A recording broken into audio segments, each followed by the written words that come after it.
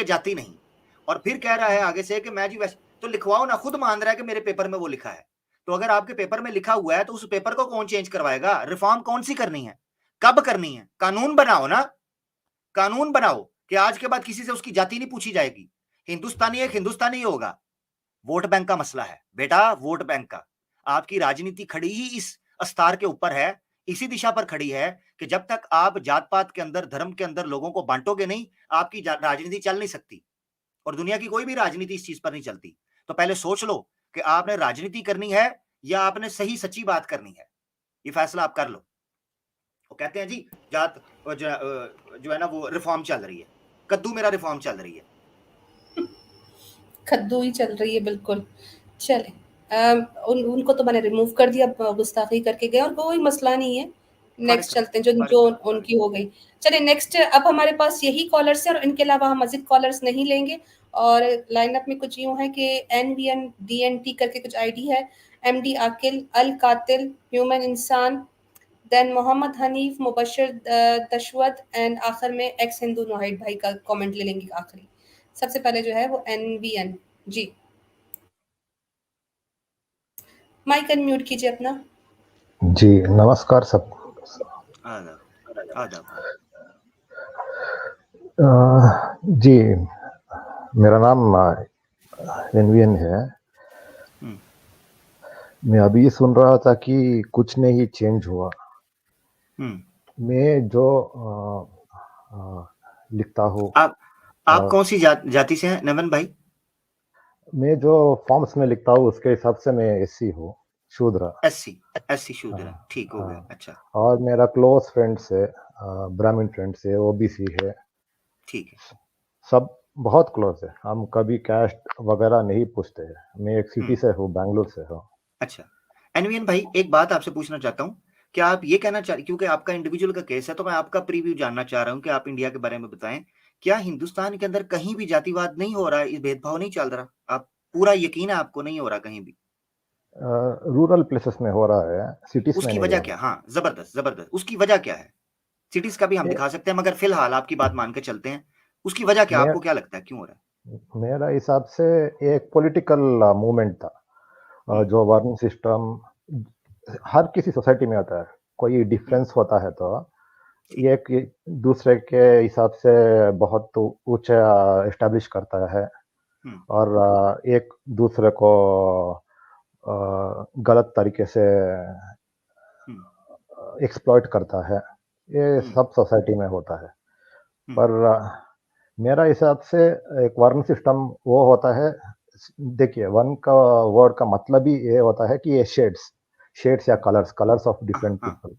इसका मतलब ये होता है कि people are born in multiple characteristics. Main characteristics are, नहीं, मैं उस डिटेल में अगला पार्ट आएगा, क्योंकि अगला सवाल उससे रिलेटेड, इसलिए मैं रोक रहा हूँ। आपने भी कहा कि आपको लगता है कि राजनीति के तौर पर ये हुआ, तो ये किसने कहा वर्ण सिस्टम, फिर किसने ये करप्शन की और ये क्यों बनाया, किसने सबसे पहले ये किया? मोस्टली राजाओं ने और ब्राह्मणों ने किया होगा। अच्छा, और राजाओं ने किया होगा, तो कोई राजा आपको सबसे पहला पता चलता है, ट्रेस होता है जिसने सबसे पहले ये चीज कही हो? देखिए मनु ही एक राजा है, उसका टेक्स्ट आप पढ़कर, मनु, अब इस्लाम के बारे में आप पढ़ रहे हो तो मैं अभी आपसे जो पूछ रहा हूँ, एग्जाम्पल दे रहा हूँ, आप किंग्स के टेक्स्ट नहीं देखते हैं ना, किंग्स का लॉ। वैसा ही मनु एक किंग था।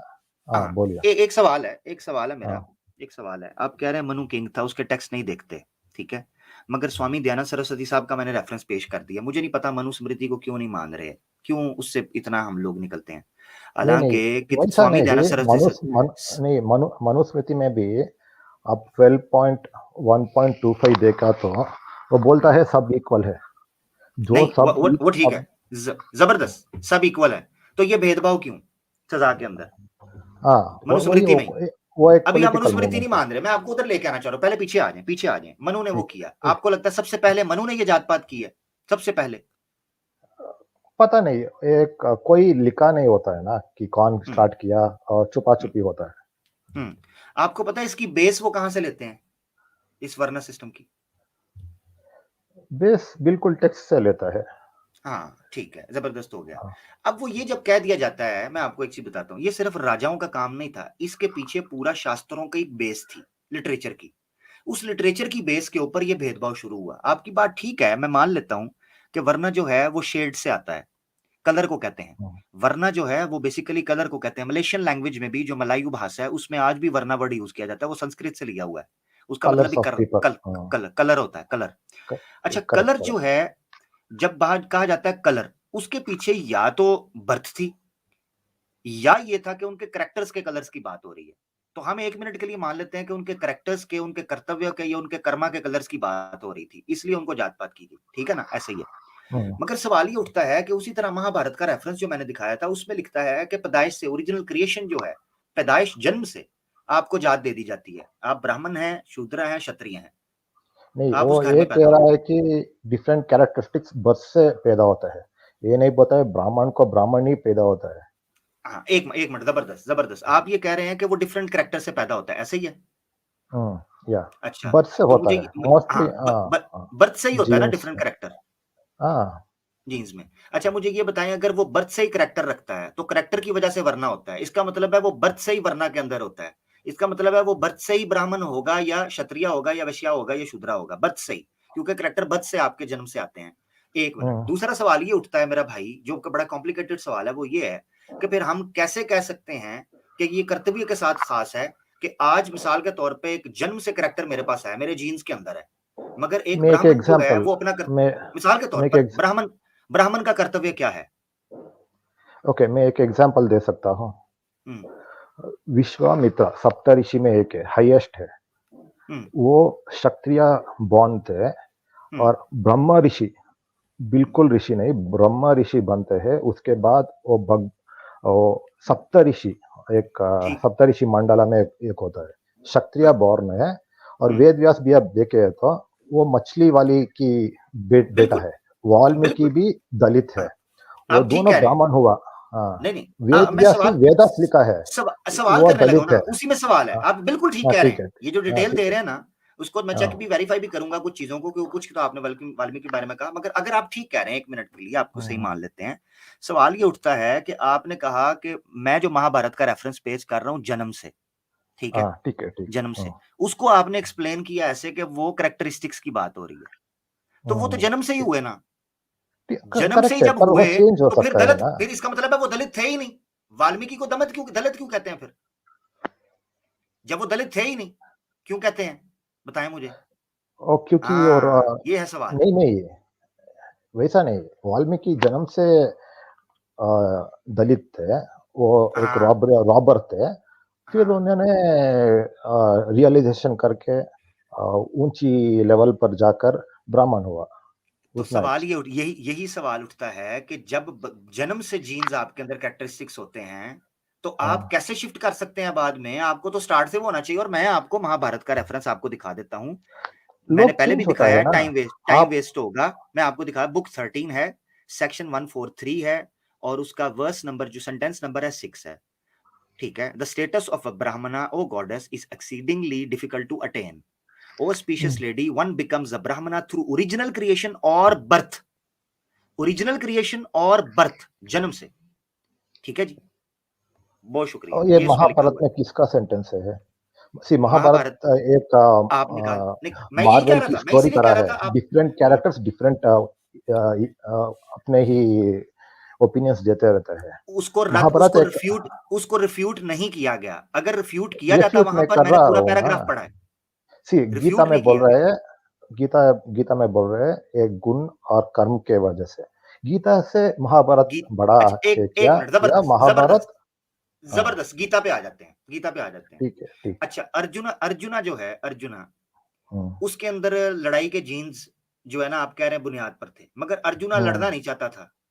हम्म, तो कृष्णा उसको, श्री कृष्णा उसको ये कहते हैं अर्जुना को कि अगर तुम नहीं लड़ोगे और क्षत्रिय का कर्तव्य नहीं निभाओगे तो तुम नपुंसक हो, तुम पीछे हट रहे हो, तुम नपुंसक हो, पीछे मत हटो। Correct correct. सवाल ये उठता है कि अगर क्षत्रिय वो कर्तव्य कर्म नहीं करना चाहता, तो उसको उसको डीमीन क्यों किया जा रहा है, उसको डिस्करेज क्यों किया जा रहा है, उसको लेट डाउन क्यों किया जा रहा है उस चीज के अंदर?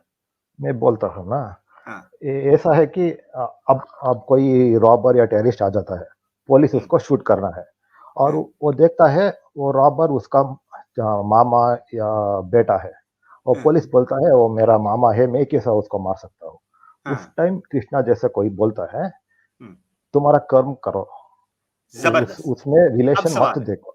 हाँ अब सवाल है, अब सवाल हाँ है, ठीक है, हाँ मुझे ठीक ये है। बताएं कि अर्जुना जो है उसने किस वक्त पुलिस ज्वाइन की थी और किस बुनियाद के ऊपर पुलिस ज्वाइन की थी?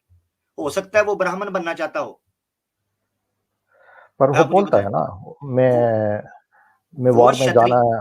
हाँ हाँ, हाँ पहले से हाँ, ही वो क्षत्रिय में ही था और क्षत्रिय आ, में ही था। ये है असल चीज। हाँ, एक पुलिस जो है उसकी मिसाल इसलिए नहीं आप दे सकते कि पुलिस पैदाइश से पुलिस नहीं होता, वो स्टडी करता है, उसके बाद वो पुलिस नहीं बनता है। नहीं, मगर यहां तो पुलिस शुरू से पुलिस क्षत्रिय है वो।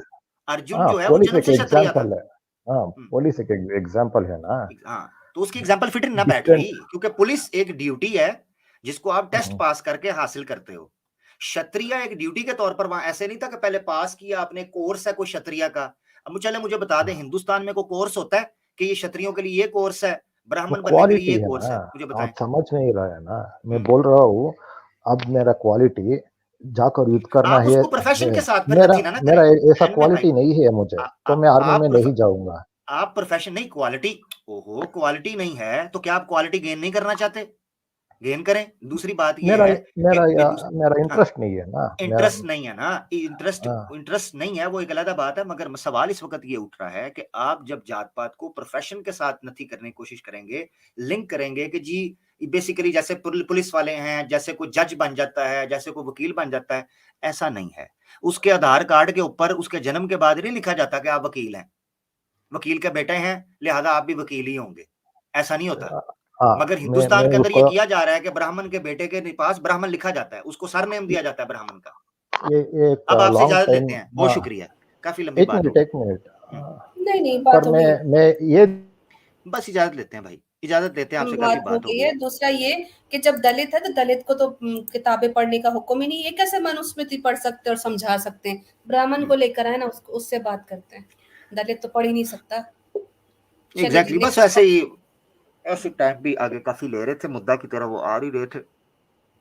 ठीक, चले भाई क्विकली चलते हैं। हमारे मुसलमान भाइयों से गुजारिश करेंगे कि सिर्फ 1-2 मिनट का आप अपना कमेंट दीजिएगा ताकि अब मैं प्रोग्राम को एंड कर सकूं। एमडी आकिल भाई, आपका टाइम। अस्सलाम वालेकुम। वालेकुम अस्सलाम। बेटा कैसे हो? जी जी, अल्हम्दुलिल्लाह, आपकी दुआ। चलो, सबको अस्सलाम वालेकुम। वालेकुम अस्सलाम। आकिल भाई, तबीयत खराब है, थोड़ी सी बात जरूरी थी, कहने आना पड़ा। अभी जी जी, पिछले हफ्ते ये सिविल जज का एग्जाम हुआ तो 2022 की रिपोर्ट आई है। उसमें कितने लिखे हैं? मैं 596 यानी कि 596 जज उसमें क्लियर करे हैं और उसके अंदर सारे ब्राह्मण हैं, कोई SC ST OBC या मुसलमान कोई नहीं है। यानी कि 596 जजों के अंदर सारे ब्राह्मण हैं। अब ये कह रहे हैं, यानी कि इतने बड़े हिंदुस्तान के, जबकि 3.5% ब्राह्मण है हिंदुस्तान में।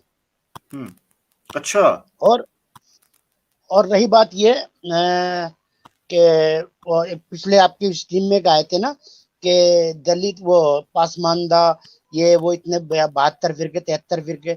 उस कम बखत को ये बताना चाहता हूँ कि हमारे अंदर अगर कोई अहलियत रखता है, उसके अंदर काबिलियत है, अगर वो गरीब भी है या किसी भी बिरादरी से ताल्लुक रखता है, अगर उसके अंदर अहलियत है वो इमामत करने की, वो हमारा इमाम बनेगा।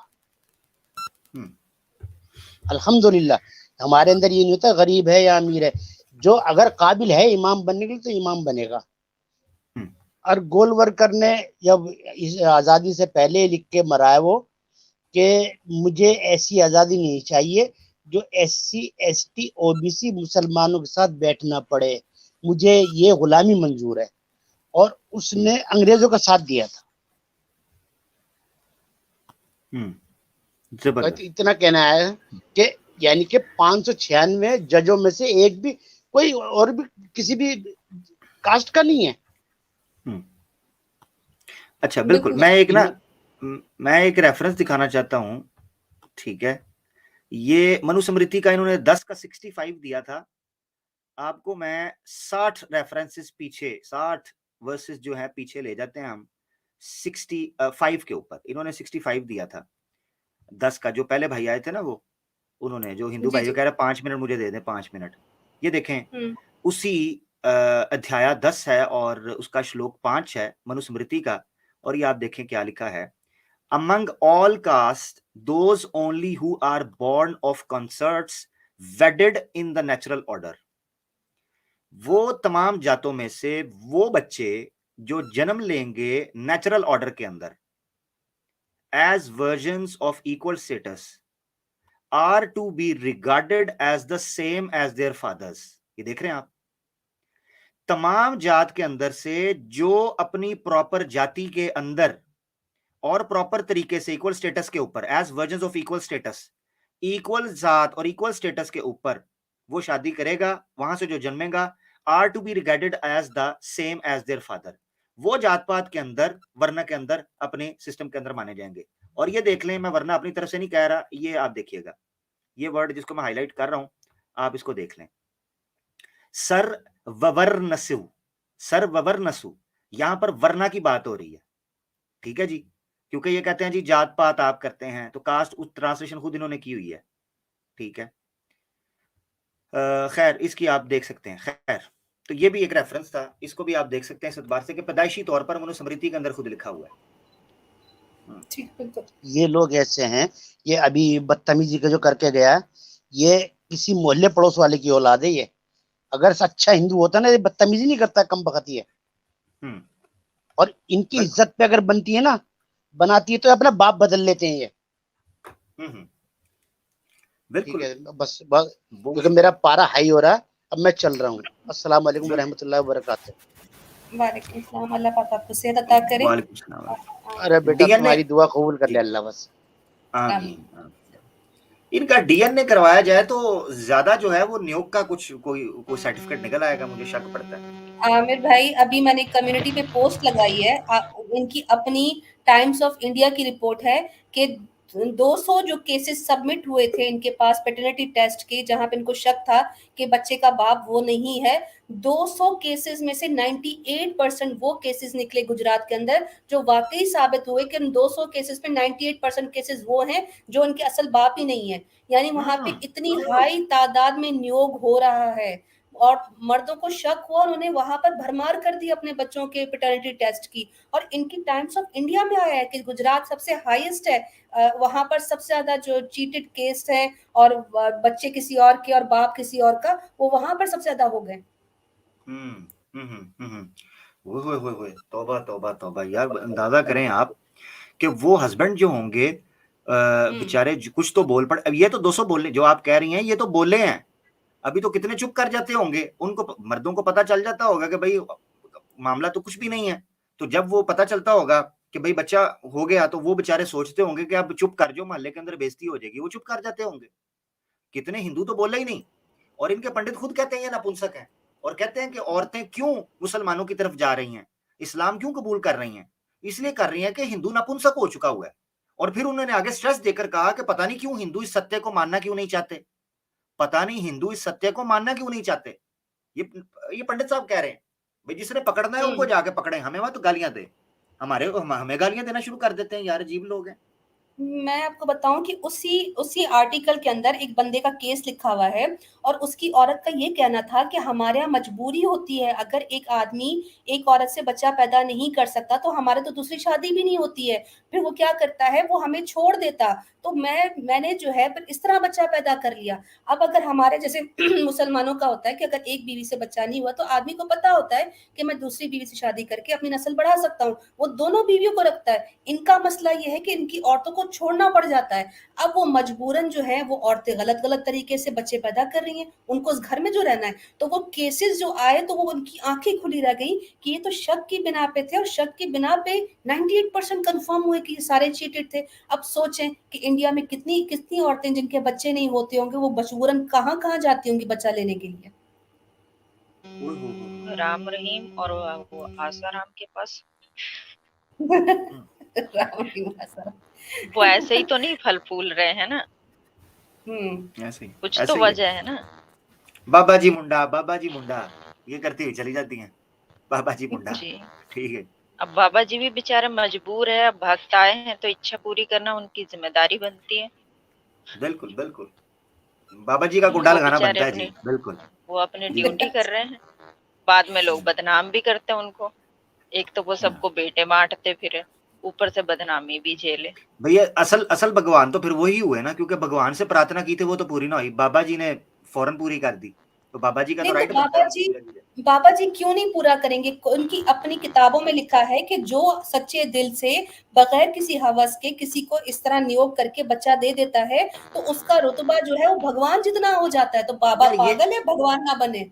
ये लॉजिक मुझे आज तक समझ नहीं आई कि बगैर किसी इच्छा के वो बाबा जी, यार मतलब सॉरी मेरे हाथ जुड़े हुए हैं, मैं अपनी स्ट्रीम पे नहीं, मतलब यार को कॉमन सेंस की बात है क्या? मतलब अश्वमेधा है ये फिर अश्वमेधा ही है कि घोड़ा मार दो पहले और उसके बाद जो मर्जी करवाओ।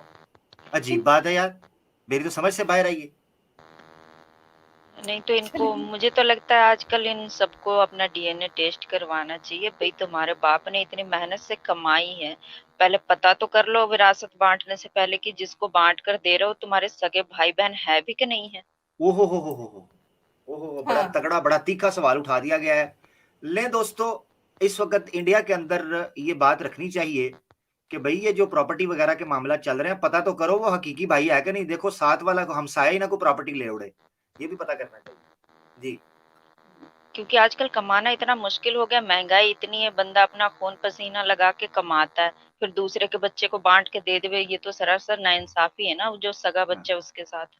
बिल्कुल। फिर तो लेकिन अब ऐसा होना चाहिए।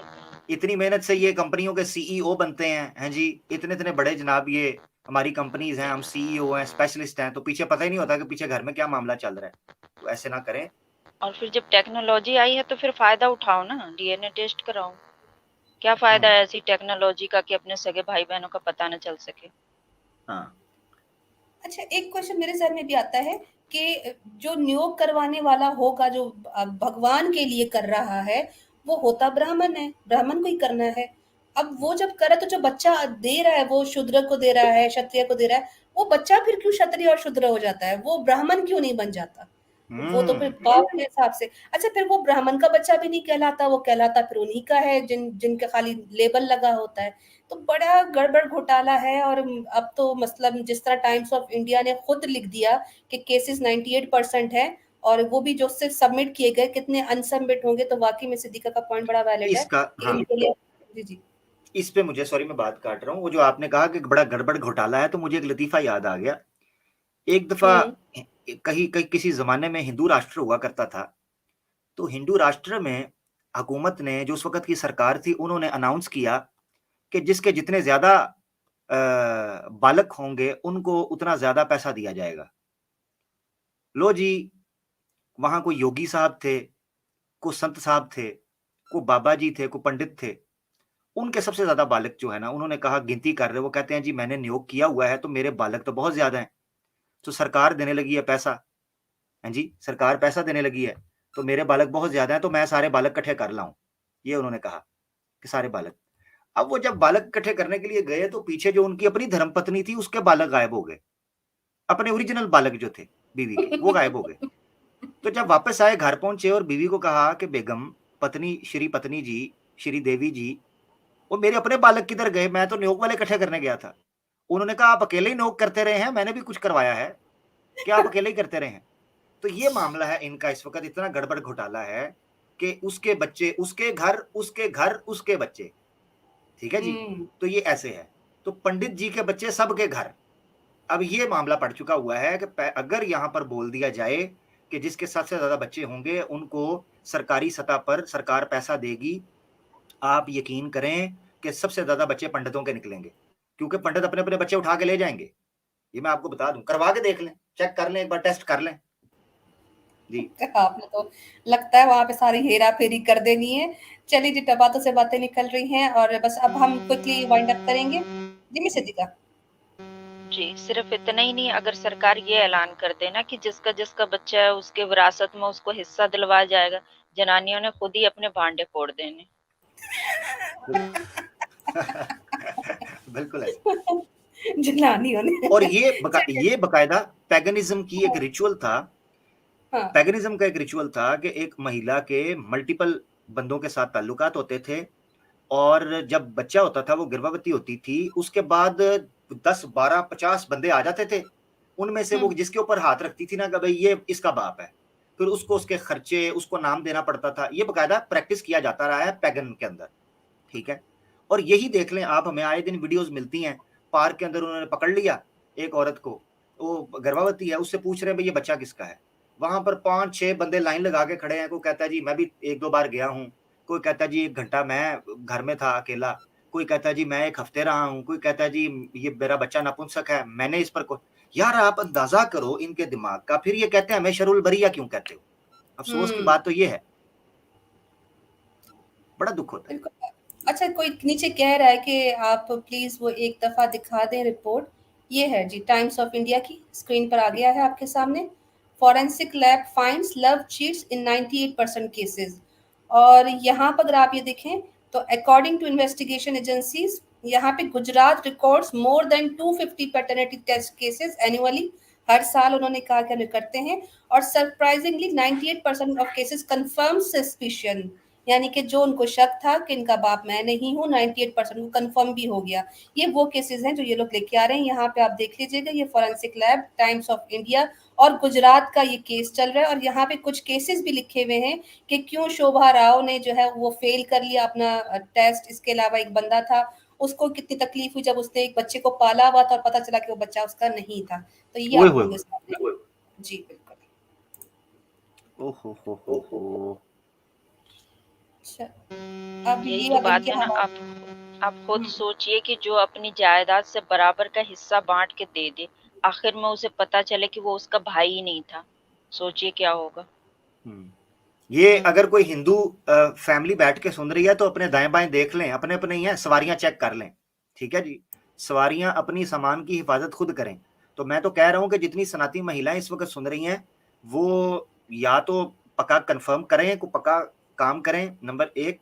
नंबर 2, अगर को 2 भाई बैठे सनातनी मुझे सुन रहे हैं, दाएं बाएं एक दूसरे को कंफर्म कर लो भाई, छुपके से को ब्लड टेस्ट को ब्लड निकाल लो, ठीक है, अबू का भी और अपना भी और छोटे बड़े भाई का भी, और जाके चुपके से डीएनए करवाओ, क्योंकि बाद में पता चले कि कोई और ले जाए सारी जमा पूंजी। तो ये कर लें, सही बात है। ठीक, टाइम 1 आवर एक्सटेंड कर देते, लेकिन कल मंडे है, सबको जॉब्स वगैरह पे जाना है। और आज तो हमारी प्लानिंग भी नहीं थी स्ट्रीम की, लेकिन संडे था, हमने अपॉर्चुनिटी मिस नहीं करनी थी और सबका इसरार था, तो इसलिए आज का रख लिया। और माशाल्लाह बड़ा इंटरेस्टिंग प्रोग्राम रहा। कॉलर्स को क्विकली ले लेंगे, उसके बाद फिर इंशाल्लाह इसको एंड कर देंगे। अल कातिल, क्या नाम है जी?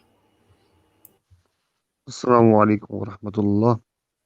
वालेकुम सलाम व रहमतुल्लाहि व वालेकुम बरकातहू। सलाम। आमिर भाई, अलीना जी, आप लोगों ने मुसलमानों के दिल ठंडे किए हैं। बड़ा प्यार है आपसे, आपको सुनते रहते हैं। शुक्रिया है ये सारी मूवमेंट खड़ा करने का, बहुत शुक्रिया। ये आप लोगों की सपोर्ट, दोस्तों की और हमारे मुसलमानों की, उसके बगैर नहीं हो सकता था। आप लोगों का भी बहुत शुक्रिया कि आप लोग एक्टिव हुए, आप लोगों ने अपनी रिस्पॉन्सिबिलिटी समझी, टाइम पर आप लोग एक्टिव हुए हैं, ये बहुत ज़रूरी था। अल्हम्दुलिल्लाह, अल्लाह का शुक्र है। बस आपसे एक एक नाराज़गी है, वो मैं कहना चाहूँगा। जी जी। वो ये है कि आप सबको ऑन करते हैं। सीधी सी बात है, आप मुस्लिम में कुरान को भी ऑन करेंगे, हदीस को भी ऑन करेंगे, मुसलमानों को भी ऑन करेंगे, लेकिन आपने अभी अभी बुक्का हराम, IS इन लोगों को नहीं ऑन किया। मैं नहीं चाहता हूँ करते इन ना, लोगों को भी ऑन करें, नहीं क्योंकि ऑन नहीं कर सकते न्यूज़ ना। में जो दिखाया जाता है वो सब सच नहीं होता। बड़ी बड़ी डिटेल, आप ठीक कह रहे हैं अपनी जगह पर। न्यूज़ को नहीं हम मानते, न्यूज़ को नहीं मानते, हम तरीके की बात कर रहे हैं। और जब ISIS की या इन चीज़ों की बात होती है तो उसकी डिटेल एनालिसिस हुए हैं, ठीक है, डिटेल एनालिसिस। न्यूज़ की बात नहीं हम कर रहे। कुछ ऐसी चीज़ें हैं जो याद रखें कि वो मुसलमानों के लिए नुकसान में है। हम उनको ऑन कैसे करें जब वो कुरान और सुन्नत से भटक गए हुए हैं, एक तकफीरी शक्ल इख्तियार कर चुके हुए हैं, कैसे ऑन करें उनको? जी, एक्चुअली मैं बताना नहीं चाहता था, लेकिन हम्म, चले, कोई बात नहीं। बस अगर आपसे मैं इजाज़त आपसे लेते हैं। हाँ, पर्सनली बात करना चाहूँ तो कैसे हो सकती है? पर्सनल इंस्टा पे मेरे से रब्ता कर लीजिए, बस ये कह सकता हूँ। ठीक है जी, ठीक है सर, मैं आपसे पर्सनली बात करूँगा। बहुत शुक्रिया। तो मुझे लगता था शायद हिंदू लोगों को ठीक है। बस मुसलमानों से ही नफरत है, लेकिन मैं देख रहा हूँ ये अपने लोगों को भी नहीं देख रहे, तो इससे भी हम्म, दिल ठंडे होते हैं। हम्म, शुक्रिया ठीक। आप